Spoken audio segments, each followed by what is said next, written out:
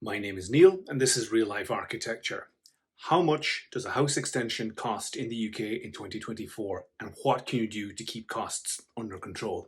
Well, here's a project that I built very recently. I don't even have finished photographs of this yet, but it gives a really good example of what it's costing at the moment and how you can design an extension so that it doesn't grow arms and legs and become hideously expensive. Now, right at the end of the video, I'm going to show you a breakdown of the costs and the cost per square meter.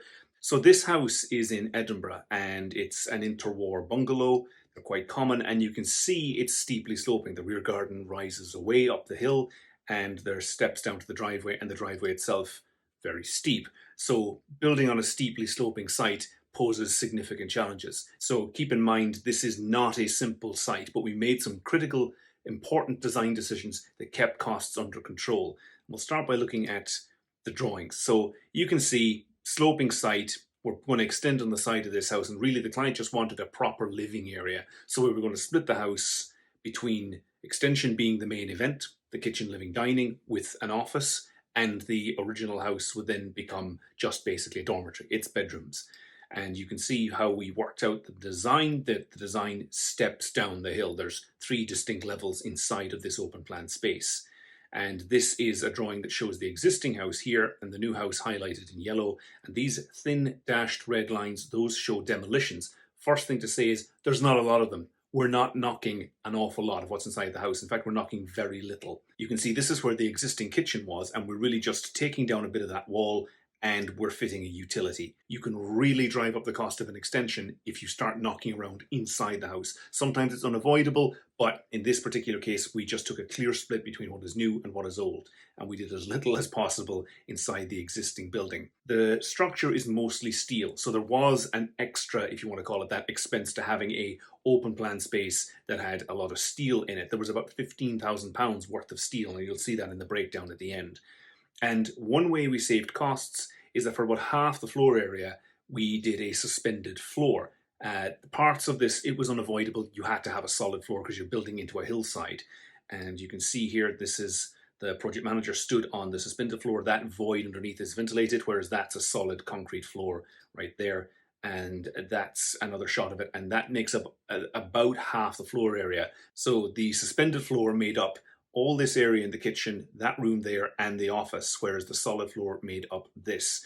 This is fairly straightforward stuff. It's just joinery work.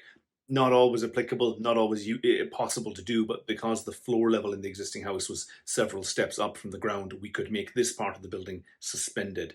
So that's another shot of the inside. You can see how the area went. That was the living area, dining area, kitchen.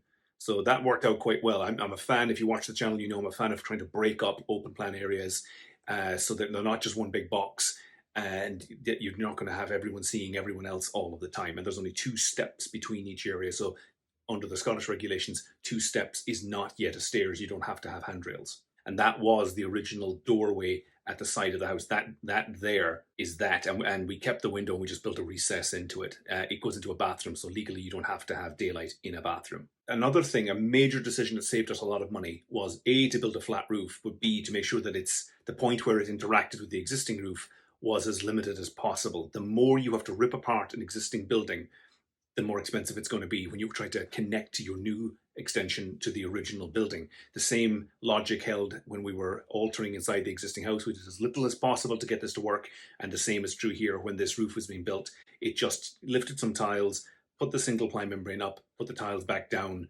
and that's it. Bob's your uncle. That keeps cost to a minimum. So if you're going to build a pitched roof, there's more material, more time in that. And if you're going to then slam that into the existing roof of your house, you've got to take that roof apart to connect these two together. It's more time, it's more material, it's more money. It's as simple as that. So this is a breakdown of the costs for the job. All the main elements are itemized out here, and you can see what they cost. And overall, it was £222,000 plus VAT. Which worked out at £3,524 a square metre, which is actually really, really good. The going rate at the moment, if this was built on a flat, you'd probably get it for about £3,000 plus VAT per square metre. There's, the extra steel. You can see that there was more electrics in it that probably needed to be £16,000.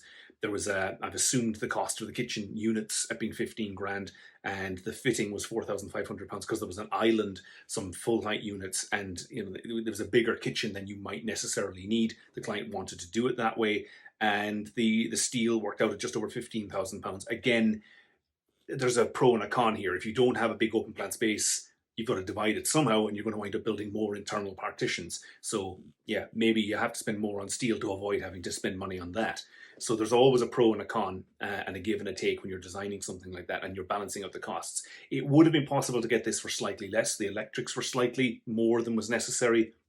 Some other things in here could have been cut or removed or reduced to get the cost down, but £3,500 plus VAT per square meter for an extension on a steeply sloping site like this with a split level internal layout, that's actually really, really good. So if you're planning an extension in the UK and it's more or less a flat site, access is easy, you can build something that's fairly straightforward, and the layout isn't convoluted. You can see there's funny geometry here because of the way the site works. That thick red line's the boundary. We had to build up against a neighbour's wall. There was waterproof tanking at this point.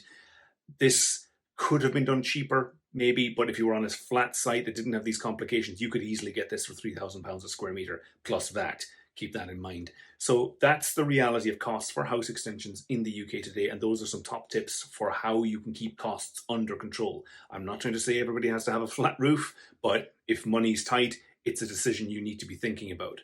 So if you have an extension project that you're planning in the UK and you want to talk to me about it, you can book a consultation on the Real Life Architecture website. There's a link in my profile. Please read the terms and conditions before you book. And if you want to have a discussion about this in the comments, please feel free. I'd love to get in touch with you guys and talk about how we wound up building this and why the design is the way it is.